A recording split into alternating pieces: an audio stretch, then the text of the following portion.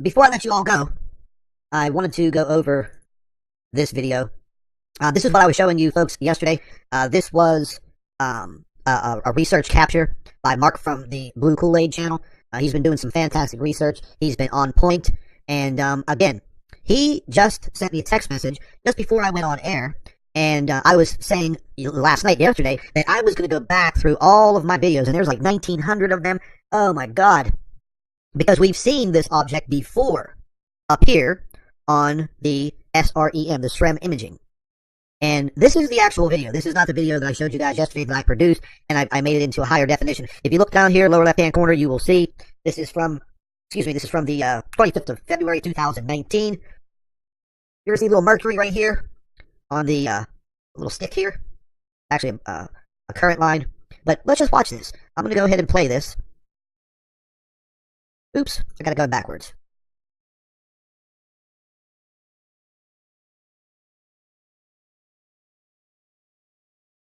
And the reason why you see it fade out is because, remember, folks, everything in space is in constant motion. So that's why it's fading out of the camera's view. I was hoping that it would come forward this way. But unfortunately, it's going the opposite way. So this is what we captured. And you can clearly see that that object is spinning. And this is the normal speed. I haven't sped it up. I haven't slowed it down. Now, in the video portion that I showed you guys last night, I slowed that down about 25%. This is the regular speed. This is coming directly from the Secchi AHI-1 SREM. And again, folks, you have these nut jobs out there that tell you that, oh, Planet X is fake. Well, okay. Well, what the hell is that? You have the sun off to the left. You have Mercury in transition, moving to the right. Well, what the hell is that over there? To the right. To the very far right. What is it? It's rotating. Oh, could it be Venus? No. Could it be the Earth? I don't think so. Is it Mars? No. What is it? It's the X factor. That's what it is. And let me show you something, folks. Now that we've perused this, let's just take a look at this.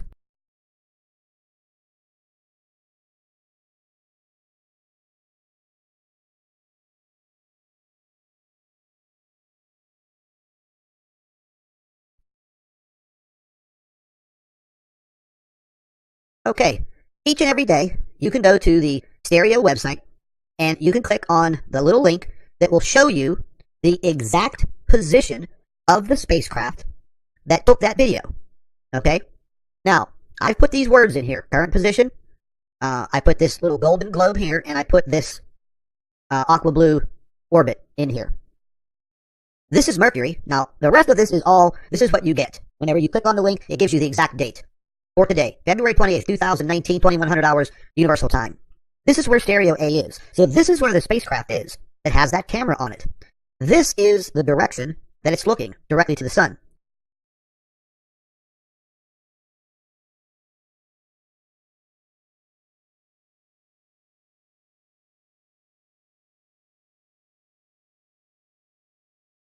That Stereo B, that's another spacecraft, that they say has been disabled and broke down. I don't believe them one bit. Here's Venus, all the way over here.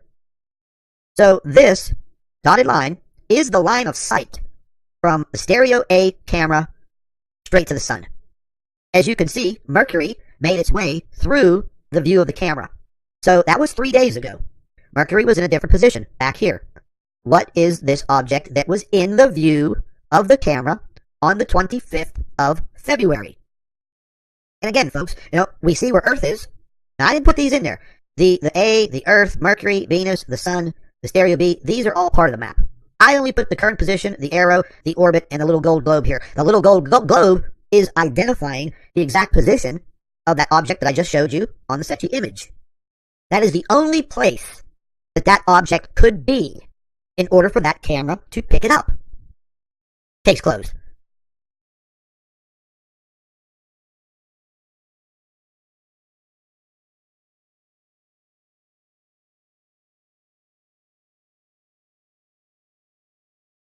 So Mark from the Blue Kool-Aid channel, he did some homework for the both of us, and he went back. He went back and he found that this object has been appearing at certain times all the way back to 2013. He did some great work, great homework, great research. And I think he's probably going to be doing a video on that, and you guys should definitely check it out. He did a hell of a job.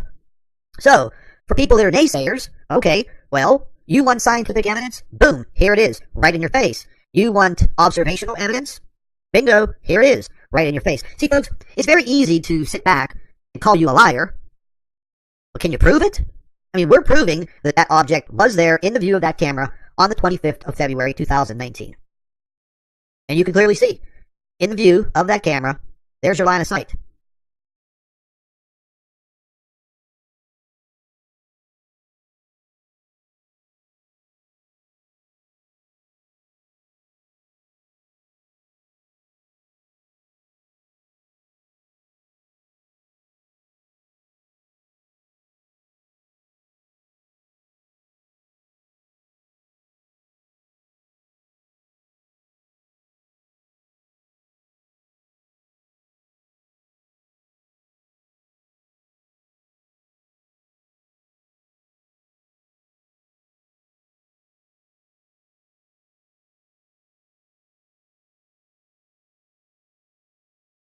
In the solar system.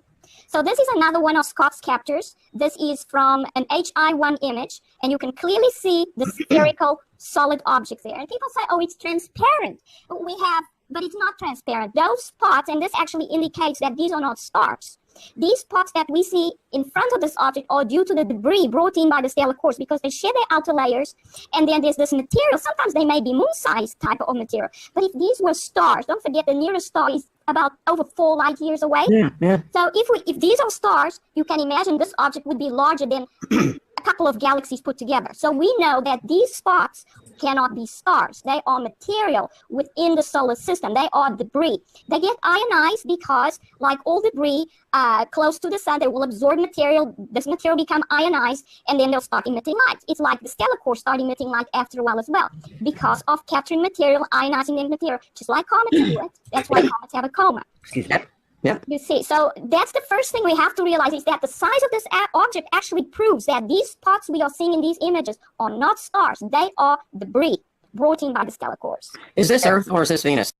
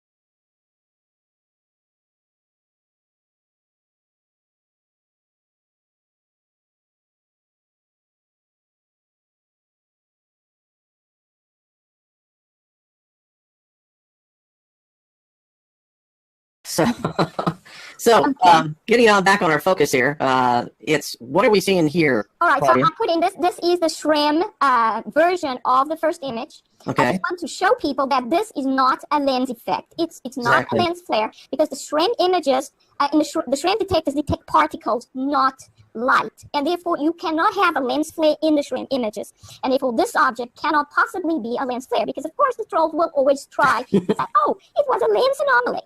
So, I just put that in just in case they try that one. Yeah.